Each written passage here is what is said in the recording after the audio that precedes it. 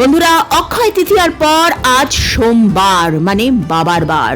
Mahadev plus Shri Ganesh plus মা লক্ষ্মী এই একই দিনে আবির্ভূত হয়েছিলেন। সুতরাং এই দিনে তোমরা একটা মন্ত্র বলে দিচ্ছি, রাত্রিবেলা শোয়ার সময় বলে শোবে। শাস্ত্র বলছে এই দিন যে কোনো মন্ত্র তার ফল কিন্তু অক্ষয় হবে, অর্থাৎ তুমি যে মনস্কামনা করবে আজকে সোমবার, সেই ইচ্ছে তোমার পূর্ণ হবেই। তোমার ইষ্ট দেবতা অনুযায়ী আমি মন্ত্রগুলো বলে দিলাম। যদি তোমার ইষ্টদেবতা মা লক্ষ্মী হন, তাহলে ওম শ্রী মহালক্ষ্মী চ বিদ্মহে বিষ্ণুপত্রী চ ধীমহি তন্নো লক্ষ্মী প্রচোদয়াৎ, এটা লক্ষ্মী গায়ত্রী মন্ত্র।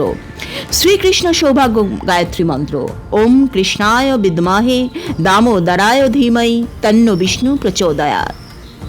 গণেশজি হলে গণেশ গায়ত্রী মন্ত্র, ওম তৎপুরুষায় বিদ্মহে বক্রতুণ্ডায় ধীমহি তন্নো দন্তি প্রচোদয়াৎ। ওম শিব গায়ত্রী মন্ত্র, ওম তৎপুরুষায় বিদ্মহে মহাদেবায় ধীমহি তন্নো শিব প্রচোদয়াৎ।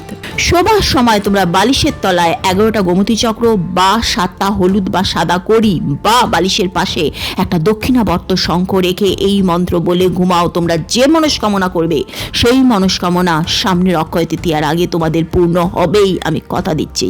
মনস্কামনা তার কোনো দিনও বৃথা যাবে না। যে কমেন্ট সেকশনে লিখবে হর হর মহাদেব।